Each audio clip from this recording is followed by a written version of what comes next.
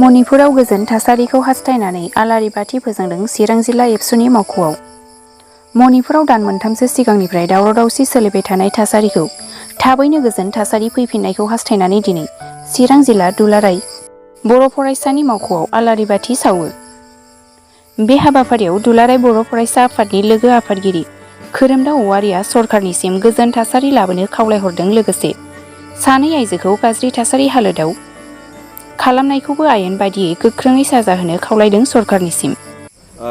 दिनै जोङो दुलाराय बर' फरायसा आफादा गासैबो जिल्लायाव जोङो मोनसे गोजोनखौ हास्थायनानै मणिपुर रायजोआव गोजोन फैफिननांगौनि थाखाय जों आलारि बाथि आरो केन्डेल लाइट सावनानै जोङो दिनै मोनसे आर'ज गाबनाय हाबाफारि लादों।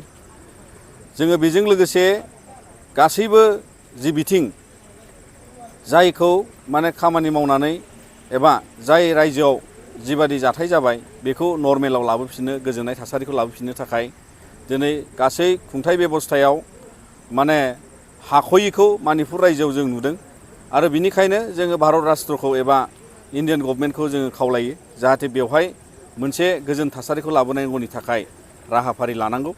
फारसेथिं जों गासै सुबुं माहारिनि जानानै जोङो बेबादि आर'ज गाबनानै जों खावलायनो हायो जे बेवहाय जिखिनि दिनै गुलाय गुजाय जानानै दं, न' गैजायै न' सावजानाय, न' गारना खारनांनाय, जे खुखि मैथाय मोननैबो जाथियाव बेबादि गोबां खहा जादों। फारसेथिंजाय गुबुन गुबुन जि हिंसायारि जाथायजों लोगोसे बावहाय जिनाहारि जानाय आरो बायदिसिना माखासे नाख्रेबनाय, सुख्रेबनाय, दानख्रेबनाय, गावख्रेबनाय बेफोरबादि थासारिया गैया जानांगौनि थाखाय जोङो दिनै आर'ज गाबहरो। आरो बेबादि समाव जोङो दिनै गासै सुबुं माहारि आरो बर' माहारिनि जानानै जों मिथिगौ मानसिफोरनि गेजेराव बा सुबुं माहारिया जेब्ला बेबादि दावराव दावसि गुलाय गुजाय एबा दाङाबाजि जायोब्ला बेसेबां खहा जायो, माबादि मोनसे सहायनांगौ थासारि जायो उन्दैसाफोरनि थाखाय, बिमा माहारिनि थाखाय। आरो दिनै बेखायनो जोङो खावलायो आरो जों आर'ज गाबो जे मणिपुराव मोनसे नर्मेल सिटुवेसन आरो मोनसे मोजाङै माने मानसि माहारिया रायजो जानो हानायनि थासारि जाफिननांगौ आरो बेखिनिखौ खावलायनानै जोङो दिनैहाय बे हाबाफारिखौ लादों। बे दाङाबाजियावनो सानै आइजोखौ अयनाय थासारि मोनसे जिनाहारि खालामनाय मोनसे सावगारि नुनो मोनदों। आइजोफोरखौ माबायदि सिकिउरिटि खालामनांगौ होननानै सरकारनाव दाबि खालामदों।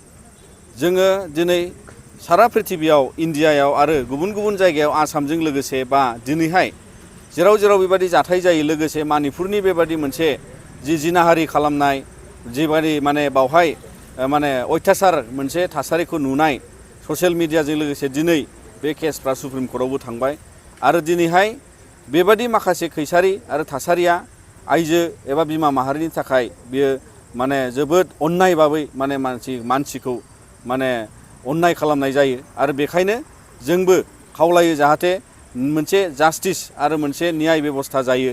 बावहाय सानै आइजोनिल' खोथा नङा, गोबां आइजोआ गोबां रोखोमनि बैसोनि आइजोफ्रा बेबादि अयथासारखौ भुगिनांगौ, बाहाय भुगिनाय मोनसे थासारि जों खोनानो मोन्दों।